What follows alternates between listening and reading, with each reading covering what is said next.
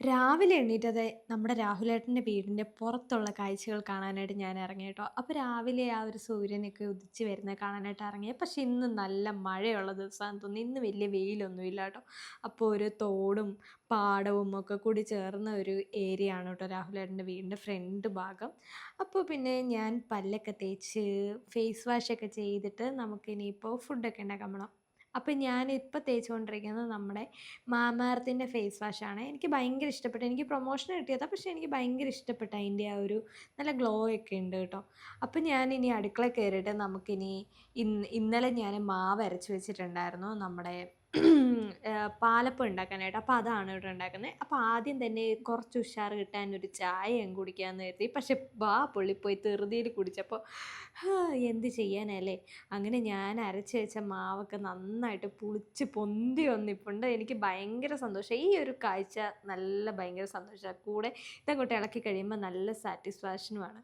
പിന്നെ നമ്മൾ പാലപ്പത്തിൻ്റെ കൂടെ ഉണ്ടാക്കാൻ പോകുന്നത് മുട്ടക്കറിയാണ് കേട്ടോ. ഒരു സാധാ ഒരു മുട്ടക്കറി ആയിട്ടാണ് ഉണ്ടാക്കുന്നത്. പിന്നെ ഞാൻ അപ്പുറത്ത് തന്നെ ചോറിനുള്ള വെള്ളം വെച്ചിട്ടുണ്ട്. അപ്പം ഞാൻ ഗ്യാസിലാണ് കേട്ടോ ചെയ്യുന്നത്. എല്ലാവരും ചോദിക്കുന്നുണ്ട് അടുപ്പയിലൊക്കെ ചെയ്തുകൂടെ എന്ന്. കാരണം എന്ന് വെച്ച് കഴിഞ്ഞാൽ എനിക്ക് പെട്ടെന്ന് ജോലി തീർക്കണം. അതിന് വേണ്ടിയിട്ടാണ് ഞാൻ പിന്നെ അടുപ്പിൽ വെക്കാതെ നേരെ ഗ്യാസ് വെക്കുന്നത്. കാരണം കുട്ടി എണീക്കുന്നതിന് മുന്നേ എനിക്ക് ജോലി മുഴുവനും ചെയ്തു തീർത്താലേ നടക്കത്തുള്ളൂ. അപ്പോൾ ഞാൻ കെറ്റിലിനകത്ത് വെള്ളം തിളപ്പിച്ചിട്ട് അതിനകത്ത് ഒഴിച്ച് വെച്ച് കഴിഞ്ഞാൽ സംഭവം അങ്ങ് നിറയും. അങ്ങനെയാണ് ഞാൻ ചെയ്യാറുള്ളത്. അപ്പോൾ ഇപ്പുറത്തെ സൈഡിൽ ഞാനിപ്പോൾ മുട്ടയ്ക്കുള്ള സംഭവങ്ങളൊക്കെ വഴറ്റിക്കൊണ്ടിരിക്കുകയാണ് കേട്ടോ. ഞാൻ അതിൻ്റെ റെസിപ്പിയും കാര്യങ്ങളൊന്നും പറയേണ്ട ആവശ്യമില്ല. ഓരോരുത്തർക്കും അറിയാം അതെങ്ങനെയാണ് ചെയ്യുന്നതെന്ന്. അപ്പോൾ അതിനുള്ള മസാലയൊക്കെ ഞാൻ തയ്യാറാക്കി വെച്ചു. പക്ഷേ മെയിൻ കാര്യം എന്താണെന്ന് വെച്ച് കഴിഞ്ഞാൽ മുട്ടയില്ല. അതിനി രാഹുലേട്ടൻ എണ്ണീറ്റാലേ കിട്ടത്തുള്ളൂ. അപ്പോൾ എന്തായാലും പുള്ളീനെ പോയി വിളിക്കണമല്ലോ.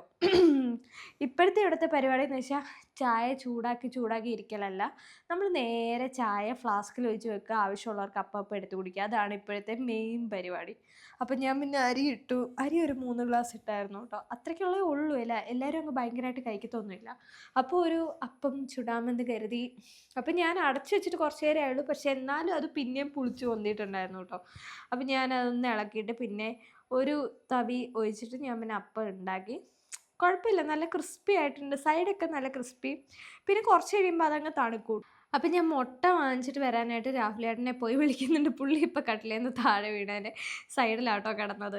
അപ്പം ഞാൻ പോയി ഏകദേശം വിളിച്ച് അപ്പം തന്നെ ചായ കുടിച്ചു. പല്ലൊന്നും തേക്കൂല കേട്ടോ. അപ്പം പല്ലൊന്നും തേക്കാതെ ചായയൊക്കെ കുടിച്ചു. അപ്പോഴത്തേക്കും ഞാൻ ഇവിടെ വന്നിട്ട് ബാക്കിയുള്ള അപ്പമൊക്കെ ചൂടാനുള്ള പരിപാടിയിലേക്ക് കടന്നു. ഇന്നിനിയിപ്പോൾ നമുക്ക് പ്രത്യേകിച്ച് വലിയ പണിയൊന്നുമില്ല. അപ്പോൾ രാഹുലേട്ടനാണെങ്കിൽ മുട്ട വാങ്ങിച്ചുകൊണ്ട് വന്നു. അന്നേരം ഞാൻ പിന്നെ പുഴുങ്ങാനായിട്ട് വെച്ചു. അതും ഞാൻ കെറ്റിലിൽ വെള്ളം ചൂടാക്കിയിട്ട് ഞാൻ മുട്ട അതിലിട്ടിട്ട് അങ്ങനെ അങ്ങ് ചൂടാക്കുവാണ് കേട്ടോ.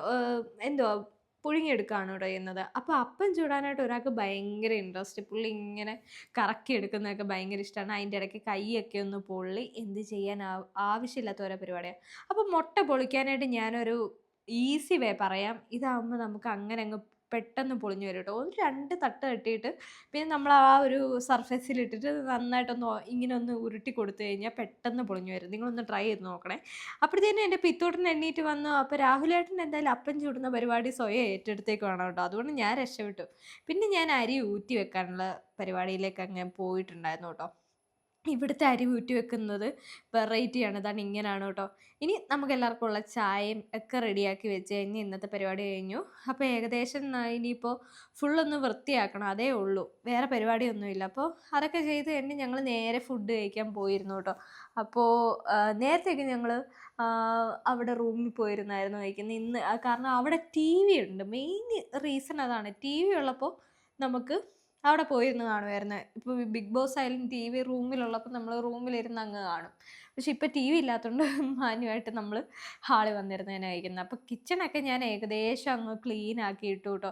ഇങ്ങനെ ഒന്ന് ഇട്ട് കഴിഞ്ഞാൽ തന്നെ എൻ്റെ സമാധാനം. നിങ്ങൾ കുറേ പേര് ചോദിക്കുന്നുണ്ട് എന്താ ക്ലീൻ ആക്കി ഇടാത്തതെന്ന്. ഞാൻ ഒറ്റയ്ക്കുള്ളപ്പോൾ ഞാൻ ഇതെല്ലാം ചെയ്യും. എൻ്റെ കാര്യങ്ങൾ കാരണം മറ്റൊരാൾ അതിനകത്ത് കഴുകി കിടത്താൻ വരത്തില്ലല്ലോ. ഞാൻ ഒറ്റയ്ക്കുള്ളപ്പോൾ എൻ്റെ അടുക്കള ക്ലീൻ ആയിരിക്കും. പക്ഷേ ഞാൻ ക്ലീൻ ആക്കി ഇട്ട് കഴിഞ്ഞിട്ട് വേറൊരാൾ വന്നിട്ട് അവിടെ ഫുൾ അലമ്പാക്കി ഇടുന്നത് എനിക്ക് ഒട്ടും ഇഷ്ടമല്ല. അപ്പോൾ പിന്നെ തിരിഞ്ഞു നോക്കത്തില്ല. എന്താണെന്ന് വെച്ചാൽ കാണിക്കട്ടെ എന്ന് ചോദിക്കും. അത്രേ ഉള്ളൂ. അങ്ങനെ പിന്നെ ഞങ്ങൾ ഫുഡ് കഴിക്കാനിരുന്നു കേട്ടോ. സത്യം പറഞ്ഞു കഴിഞ്ഞാൽ അപ്പം നല്ല ടേസ്റ്റ് ഉണ്ടായിരുന്നു. കാരണം ഞാൻ എൻ്റെ റെസിപ്പി നിങ്ങളെ കാണിക്കാൻ പറ്റിയില്ല. കാരണം ഞാൻ വീഡിയോ എടുത്തിട്ടുണ്ടായിരുന്നില്ല. ഞാൻ ഇത് അരിപ്പൊടിയിലാണ് കേട്ടോ ഞാൻ ഈ ഒരു മാവ് വെച്ചിട്ടുണ്ടായിരുന്നത്. പക്ഷേ ഇത്രയും നന്നായിട്ട് വന്നു. പിന്നെ അതെല്ലാം കഴിഞ്ഞപ്പോൾ ഞാനൊന്ന് കുളിക്കാനായിട്ട് കയറിയിട്ടുണ്ടായിരുന്നു.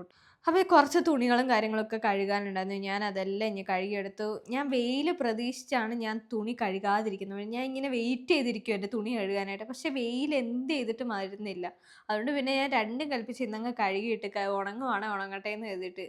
ഇനിയിപ്പോൾ 2 ദിവസം കഴിഞ്ഞ് കഴിഞ്ഞാൽ ഞങ്ങൾ പോവുകയാണല്ലോ. അതുകൊണ്ട് പിന്നെ ഞാൻ വലുതായിട്ട് അങ്ങോട്ട് കഴുകാനായിട്ട് നിന്നതുമില്ല. എനിക്കാണെ ഒരുപാട് തുണി കഴുകാനുണ്ട്. ഇവിടെ ആ പൂപ്പല് പിടിച്ചിരുന്ന തുണിയൊക്കെ കഴുകാനുണ്ട്. അപ്പോൾ അച്ഛനും മോനും കൂടി പുറത്തേക്ക് പോയായിരുന്നു. ആ സമയം കൊണ്ട് ഞാൻ മീൻ വറക്കാനുള്ള മീനൊക്കെ എടുത്ത് വെള്ളത്തിലിട്ടു. എന്നിട്ട് പിന്നെ ഞാൻ അതിനുള്ള മസാല തയ്യാറാക്കി. ഈ മസാലയൊക്കെ ഈസി സംഭവങ്ങളാണ്. കാരണം എന്ന് വെച്ച് കഴിഞ്ഞാൽ ജസ്റ്റ് കാശ്മീരി ചില്ലി, മഞ്ഞൾപ്പൊടി, ഉപ്പ് ഇത്ര ഇട്ട് ഒന്ന് ഇതാക്കി എടുത്തതിന് ശേഷം നമ്മൾ ആ മീൻ അതിലോട്ട് പുരട്ടി നല്ല വൃത്തിയാക്കി വെക്കുക. ഇതാണ് എൻ്റെ റെസിപ്പി. എനിക്ക് കുഴപ്പമില്ല. അത്യാവശ്യം നന്നായിട്ട് തന്നെ കിട്ടും. പിന്നെ വേണമെങ്കിൽ കറിവേപ്പിലയൊക്കെ ഇടുക. അങ്ങനെയൊക്കെയുള്ള കാര്യങ്ങളൊക്കെ ചെയ്യാം ട്ടോ. അപ്പോൾ ഇതാണ് എൻ്റെ മീൻ വറക്കൽ റെസിപ്പി. വലിയ മസാലകളും കാര്യങ്ങളും ഒന്നും ഇടാറില്ല. പിന്നെ പറ്റുമ്പോഴൊക്കെ ചിലപ്പോൾ പുതിയ എന്തെങ്കിലുമൊക്കെ ട്രൈ ചെയ്യാറുണ്ട്. ചിലപ്പോൾ കാന്താരി വെച്ചിട്ടൊക്കെ ചെയ്യാറുണ്ട്. അങ്ങനെയൊക്കെയാണ് നമ്മുടെ പരിപാടി. അപ്പോൾ ഇനിയിപ്പോൾ ഉച്ചയൂണിനുള്ള കാര്യങ്ങളൊക്കെ ഞാൻ റെഡിയാക്കി വെച്ചു. എൻ്റെ ഉച്ചയൂണ് എന്തൊക്കെയാണെന്ന് വെച്ച് കഴിഞ്ഞാൽ ചോറ്, പിന്നെ സാമ്പാർ ഇരിപ്പുണ്ടായിരുന്നു. അപ്പോൾ ആ സാമ്പാറും പിന്നെ നമ്മുടെ മീൻ വറുത്തതും പിന്നെ കണ്ണിമാങ്ങ അച്ചാറ്, അതായത് കടുമാങ്ങ അച്ചാറ്, ഇത്രയാണ് കേട്ടോ ഞങ്ങളുടെ ഇന്നത്തെ ഊണിനുണ്ടായിരുന്ന ഐറ്റംസ്. കൂടുതലൊന്നും പണിയില്ലായിരുന്നു. നേരത്തെ ചോറ് വെച്ചുള്ളതുകൊണ്ട് അതൊക്കെ ഉണ്ടായിരുന്നു. പിന്നെ വൈകുന്നേരം ആയപ്പോൾ രാഹുലേട്ടൻ്റെ വക ഹോർലിക്സ് ഉണ്ടായിരുന്നു. അതാണ് ഇന്നത്തെ വൈകിട്ടത്തെ നമ്മുടെ പരിപാടി. അതിൻ്റെ ഇടയ്ക്ക് പിത്തു വെള്ളം വേണമെന്നും പറഞ്ഞ് എൻ്റെ അടുത്ത് വന്നിട്ടുണ്ടായിരുന്നു. പിന്നെ ഞാൻ അവന് ഒരു ഇച്ചിരി വെള്ളമൊക്കെ കൊടുത്തു. അങ്ങനെ പിന്നെ അവൻ ഒറ്റയ്ക്കൊക്കെ കുടിക്കാനായിട്ട് പഠിച്ചിട്ടുണ്ടായിരുന്നു കേട്ടോ. ഒറ്റയ്ക്ക് വെള്ളമൊക്കെ കുടിക്കും. പിന്നെ രാഹുലേട്ടൻ നമ്മുടെ ഹോർലിക്സ് ഉണ്ടാക്കുകയാണ്. അതും എനിക്ക് ഭയങ്കര ഇഷ്ടമാണ്. പുള്ളി എന്തെങ്കിലുമൊക്കെ ഉണ്ടാക്കി തരുന്നത് എനിക്ക് ഭയങ്കര ഇഷ്ടമാണ്. പുള്ളിക്കും ഭയങ്കര ഇൻട്രസ്റ്റ് ആണ് എന്തെങ്കിലുമൊക്കെ ഉണ്ടാക്കാനായിട്ട്. അത് കഴിഞ്ഞപ്പോൾ ഞങ്ങൾ സിനിമയ്ക്ക് പോയിട്ടോ സുമതി വളവ് കാണാൻ. അപ്പോൾ ഇന്നത്തെ വീഡിയോ എന്തായാലും ഇത്രയേ ഉള്ളൂ. ഇനിയും ചാനൽ സബ്സ്ക്രൈബ് ചെയ്യാൻ മറക്കണ്ട.